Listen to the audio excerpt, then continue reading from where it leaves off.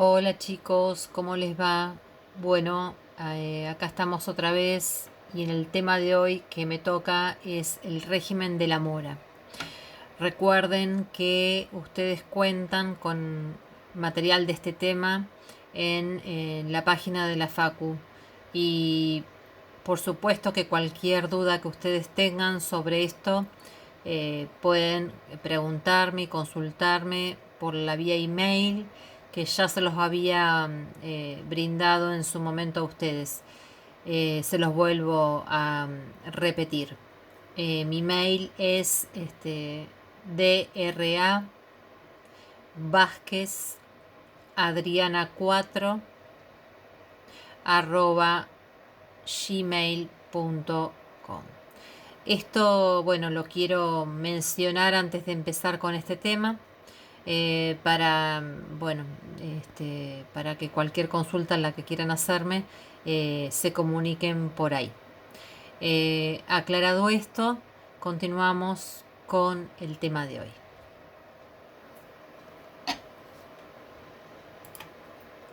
Bien, hoy vamos a hablar, dijimos, del régimen de la mora.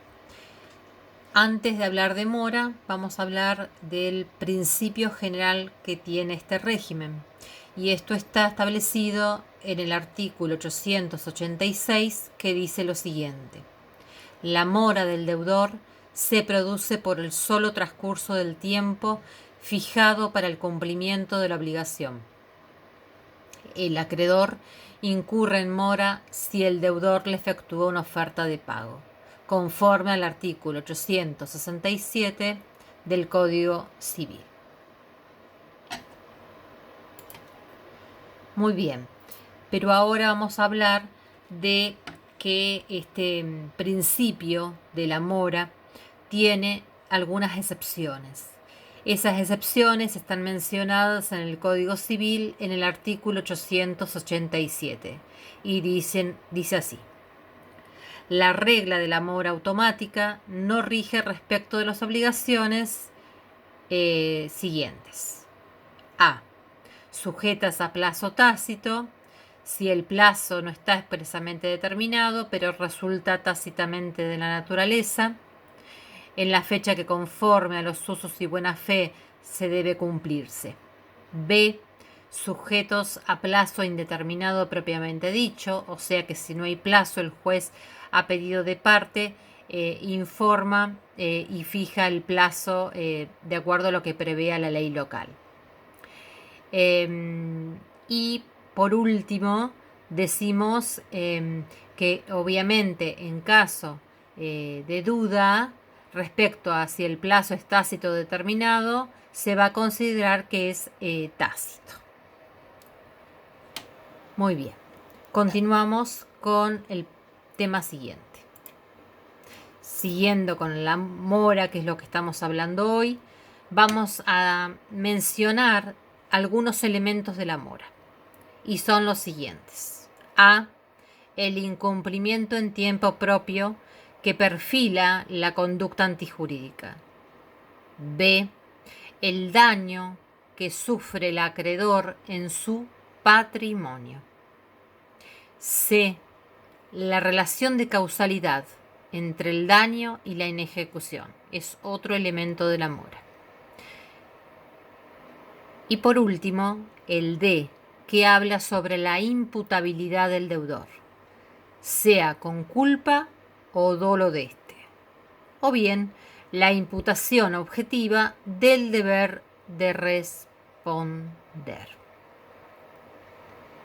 Por último, decimos que sin embargo, así reunidos estos elementos o presupuestos generales de la responsabilidad civil, el retardo no es aún mora, pues el régimen jurídico requiere que el deudor esté encuadrado dentro del estado de mora.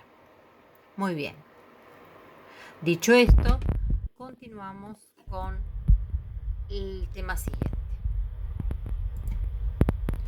Vamos a ver acá cuáles son los requisitos de la mora del acreedor. Son 3 requisitos y los vamos a mencionar. 1. Existencia de una obligación exigible. 2. Obligación que debe requerir de ciertos actos de cooperación del acreedor para que pueda ser cumplida. C. La obligación debe subsistir tras la falta de cooperación y tiene que ser susceptible de cumplimiento tardío. Ahí estarían dados los 3 requisitos de la mora del acreedor.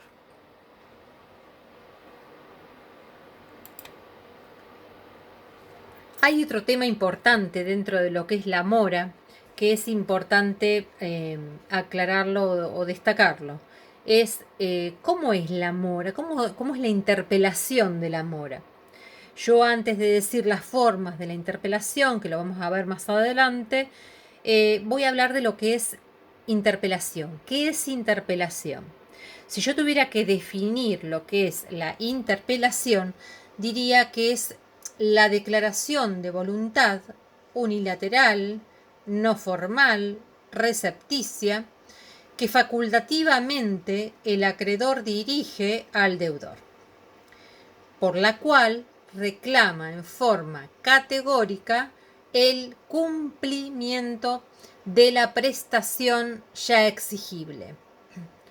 Declaración inequívoca y concluyente que tiene como única finalidad obtener el cumplimiento. Bien, ¿cuáles son las características de la mora? Acá las mencionamos y decimos por qué. En primer lugar, facultativa, es decir, el acreedor no está obligado a hacerla, es una carga. Decimos que es unilateral, porque se perfecciona solo con la voluntad del acreedor.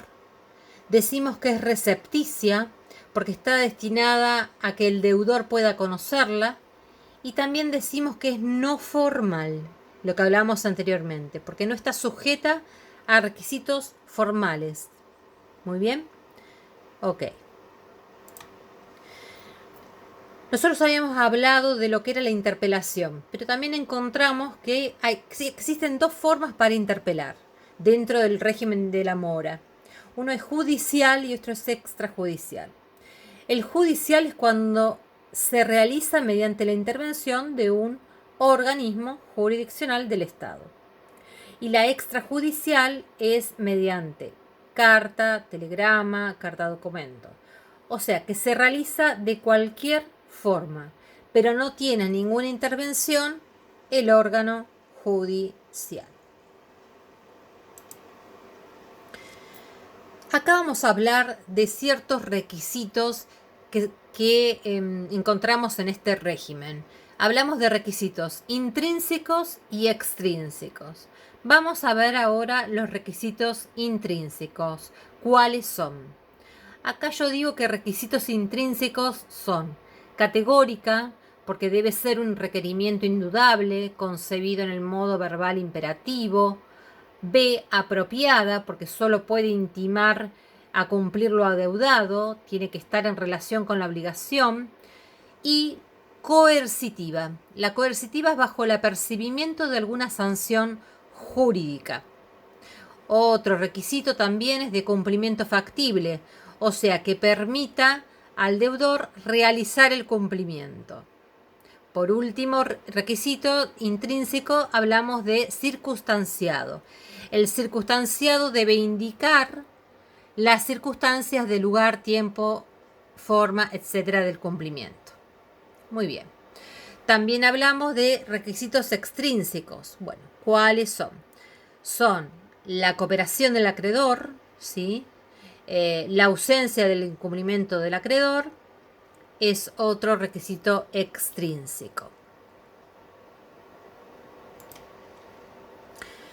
Acá vamos a hablar de un tema muy importante dentro de lo que es el régimen de la mora, y son los efectos de la mora del acreedor.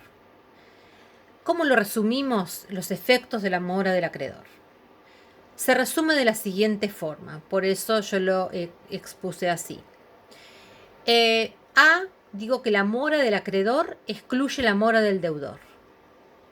B, hablo del deudor que ya no responderá a la pérdida de la cosa por caso fortuito mayor. Y C, hablamos del deudor que queda liberado de toda obligación mediante la consignación de la cosa debida. Ahora vamos a hablar de cada uno de ellos. Empezamos con los efectos de la mora del deudor. Los efectos de la mora del deudor consistirán en la indemnización de daños y perjuicios, además del cumplimiento, y de los efectos que serán distintos según su naturaleza en su obligación. Acá hablamos de obligaciones de dar la mora, que obliga al deudor a indemnizar al acreedor de daños y perjuicios que le ocasiona el retraso, consistiendo en la obligación de dar en el pago de una cantidad de dinero, donde la indemnización, no habiendo pacto en contrario, consistirá en el pago de los intereses convenidos. En las obligaciones de hacer, la mora obliga únicamente a la indemnización de daños y perjuicios que vengan del retraso imputable del deudor. Estamos hablando los efectos de la mora del deudor. Bien, también hablamos en estos efectos de la mora del deudor otras obligaciones como son las obligaciones a plazo cierto. ¿Qué son las obligaciones a plazo cierto? Son aquellas que vencen determinado día de un mes y de un año, dados o de acuerdo a la cantidad de días de una fecha cierta también. En cambio, las obligaciones a plazo determinado son las que ya tienen un plazo determinado por las partes, pero el mismo va a depender de un acontecimiento futuro que fatalmente ocurrirá. ¿Sí? Acá vemos estas dos obligaciones también.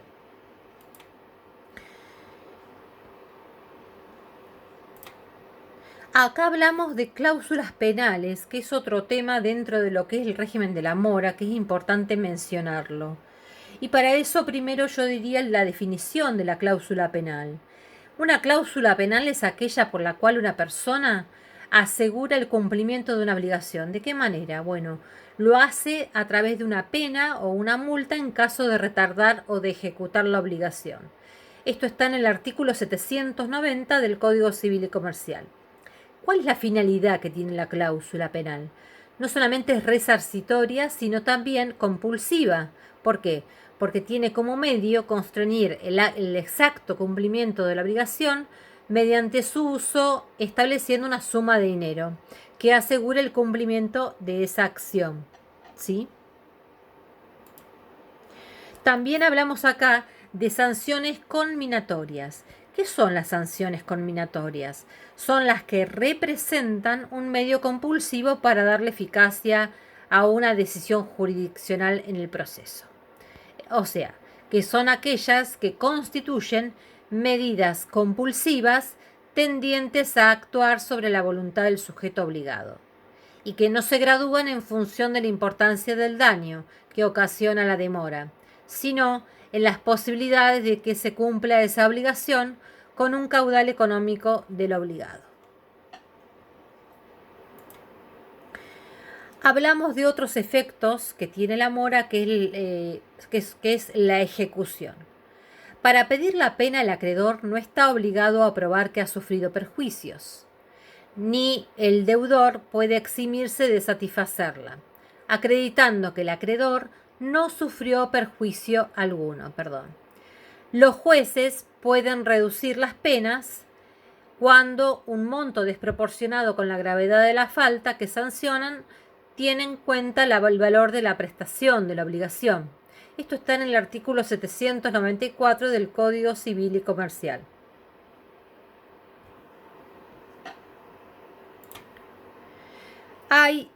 Acá hablamos de la exhibición. Cuando se exime, digamos, de consecuencias derivadas de la mora. ¿En qué casos? Acá hablamos del artículo 888, que dice así, que para eximirse de las consecuencias jurídicas derivadas de la mora, el deudor debe probar que no le es imputable, cualquiera sea el lugar del pago de la obligación, pero debe probarlo.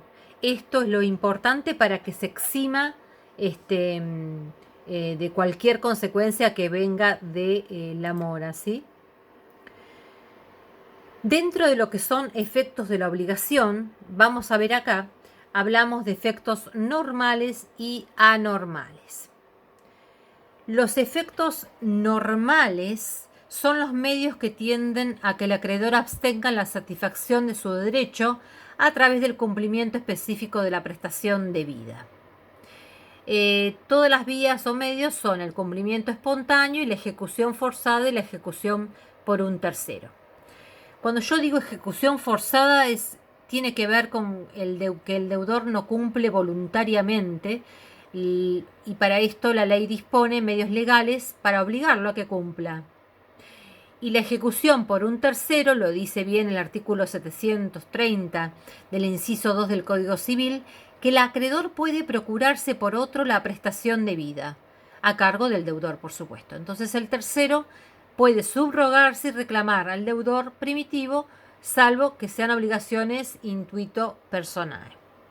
Acá serían en todo lo que tiene que ver con los efectos de la obligación, ¿sí? Diferenciarlos también.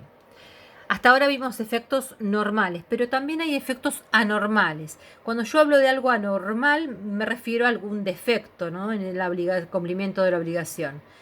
El defecto del cumplimiento de la obligación es cuando la ley otorga al acreedor mediante medios de agresión patrimonial para obtener la satisfacción de ese derecho de crédito y no ya para la ejecución específica. Entonces, lo que se pide en este caso es el reclamo de la indemnización por daños y perjuicios. En cambio, en la ejecución forzada, lo que hace es perseguir el cumplimiento in natura de la prestación debida, pero no será posible cuando la cosa a entregar ya estuviera destruida en las obligaciones, tanto de hacer como de no hacer. Entonces, en ese caso, no se va a poder continuar con la ejecución forzada. Por último, quiero mencionar la ejecución por un tercero. Los requisitos para que proceda la ejecución de un tercero son dos: la mora del deudor y el interés del acreedor. Como regla general, decimos que la prestación también puede ser ejecutada por un tercero, salvo que se haya tenido en cuenta las condiciones especiales del deudor o que hubiera posición conjunta del acreedor y el deudor. Esto está establecido conforme al artículo 881 del Código Civil y Comercial. Bueno, chicos, hasta acá terminamos con el tema de hoy y nos vemos en la próxima. Hasta luego.